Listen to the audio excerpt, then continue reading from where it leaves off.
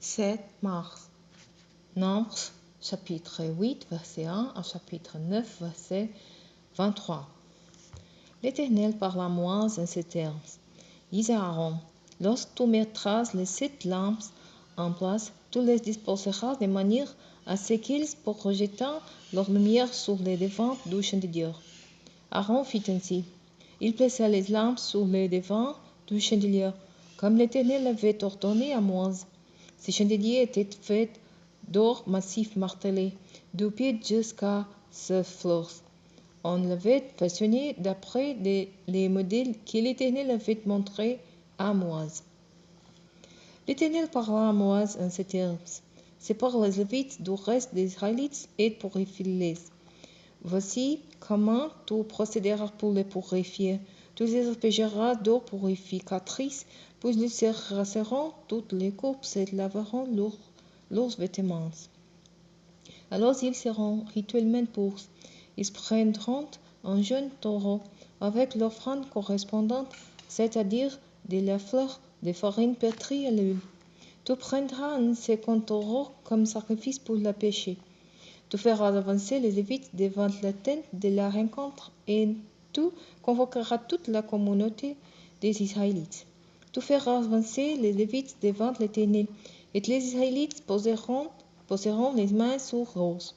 Alors Aaron fera devant l'Éternel geste de présentation pour m'offrir les Lévites de la part des Israélites et ils seront affectés à mon service. Les Lévites poseront leurs mains sur la tête des deux taureaux et tu m'offriras l'un comme sacrifice pour les péchés et l'autre comme holocauste afin d'accomplir les rites d'expiation pour les Lévites. Tu placeras les Lévites devant Aaron et ses fils et tu feras le geste de présentation pour les offrir à l'Éternel. Ainsi tu mettras à part les Lévites du reste des Israélites et ils m'appartiendront. Après cela, ils entreront en fonction pour le service de la tente de la rencontre. Tu les purifieras donc et tu feras le geste de présentation pour eux, car ils me sont entièrement donnés parmi les Israélites en échange de tous les premiers-nés des Israélites. Je les ai pris pour moi. En effet, toute première née chez les Israélites m'appartient. En mon animal, je l'ai consacré à moi-même.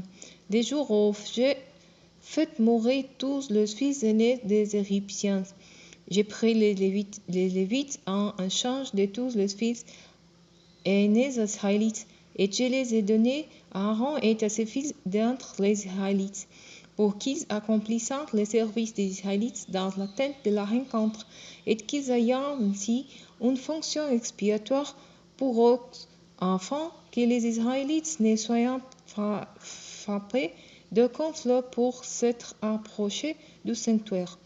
Moi, Aaron et toute la communauté des Israélites firent pour les Lévites tout ce que l'Éternel avait ordonné à Moïse le sujet. Les Lévites se purifièrent et laveront leurs vêtements. Aaron fit les gestes de présentation devant l'Éternel, puis il accomplit les rites d'expiation pour eux, afin de les purifier. Après cela, ils entrèrent en fonction dans la tente de la rencontre sous la direction d'Aaron et de ses fils. On procéda donc à leur égard conformément à ce que l'Éternel avait ordonné à Moïse. L'Éternel parla encore à Moïse en ces termes. Les Lévites âgés de 25 ans et plus seront recrutés pour accomplir un service dans la tente de la rencontre. À 50 ans, ils se retireront du service et n'exerceront pour leurs fonctions.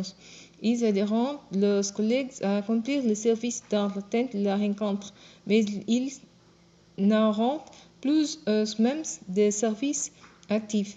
Telles sont les dispositions que tu prendras à l'égard du service des Lévites. Les premiers mois de la 12e année après la sortie d'Égypte, l'Éternel s'adressa à Moïse dans le désert de Sinaï. Il lui dit que les Israélites célébrent la Pâque à la date fixée, c'est-à-dire le soir du 14e jour de ce mois à la nuit tombante. Vous le célébrez en vous conformant exactement à toutes les ordonnances et lois qui la concernent. Moïse demanda donc aux Israélites de les célébrer la Pâque. Et ils la célébrèrent dans le désert du Sinaï, le soir du 14e du jour du premier mois à la nuit tombante, en se conformant à tout ce que l'Éternel avait ordonné à Moïse. Or, il arriva que les hommes qui s'étaient rendus rituellement impurs par le contact avec un mort ne pourront célébrer la Pâque ce jour-là. Ils allèrent trouver Moïse et Aaron ce même jour et le dirent: Nous sommes en état d'impureté rituelle parce que nous avons été en contact avec un mort. Pourquoi n'avons-nous pas le droit d'apporter notre offrande à l'Éternel à la date fixée avec les autres Israélites? Moïse leur répondit: Attendez-la pendant que j'écouterai ce que l'Éternel ordonne à votre sujet. L'Éternel dit à Moïse: Dis aux Israélites, si quelqu'un d'entre vous, maintenant ou dans les générations à venir, se trouve en état d'impureté rituelle par son contact avec un mort, ou s'il est en voyage loin, il pourra quand même célébrer la Pâque en l'honneur de l'Éternel. C'est le soir du 14e jour du second mois qu'ils la célébreront. À la nuit tombante, en mangeant l'oignon avec des pains sans levain et des herbes amères. Ils n'en laisseront rien jusqu'au matin et n'en briseront d'ordonnance. Ils se conformeront à toutes les ordonnances relatives à la Pâque. Mais si quelqu'un qui est rituellement pour et qui n'est pas en voyage néglige de célébrer la Pâque, il sera retranché de la communauté de son peuple. Il portera la responsabilité de sa faute parce qu'il n'a pas présenté l'offrande à l'Éternel à la date fixée. Si un étranger installé chez vous veut célébrer la Pâque de l'Éternel, il se conformera au rituel de la Pâque et aux ordonnances qui se rapporteront. Il y aura un seul et même rituel pour l'immigré et pour l'autochtone. Le jour où on l'élargira del tabernacle qui sert de tente aux tablettes de l'acte de l'alliance, la nuée les couvrit. Le soir, cette nuée au-dessous du tabernacle devint comme du feu et resta jusqu'au matin. Il en faut continuellement ainsi. Le jour, la nuée couvrit le tabernacle et pendant la nuit, élevait l'apparence d'un feu. Chaque fois que la nuée s'élevait au-dessus de la tente, les Israélites levaient le camp, et là où ils s'arrêtaient, ils dressèrent leurs campements. Ainsi, c'est au signal de l'Éternel que les Israélites levaient le camp et à son signal qu'ils les réinstallèrent. Aussi longtemps que la nuée restait sur le tabernacle, ils ne bougèrent pas de l'endroit.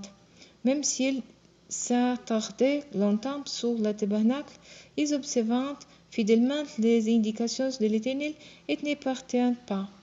Parfois la nuée ne s'arrête que quelques jours sur le tabernacle. C'était toujours au signal de l'Éternel qu'ils dressèrent le camp et qu'ils levèrent.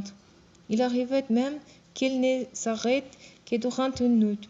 Lorsqu'ils se levaient le matin, ils levaient le camp, ou bien ils se levaient après un jour et une nuit.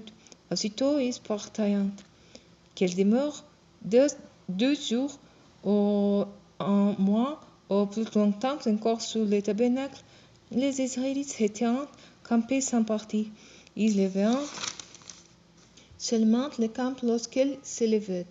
C'est sur l'ordre de l'Éternel qu'ils dressèrent le camp et le levèrent. Ainsi, ils observèrent ce que l'Éternel indiquait, conformément aux instructions qu'il leur avait données par l'intermédiaire de Moïse.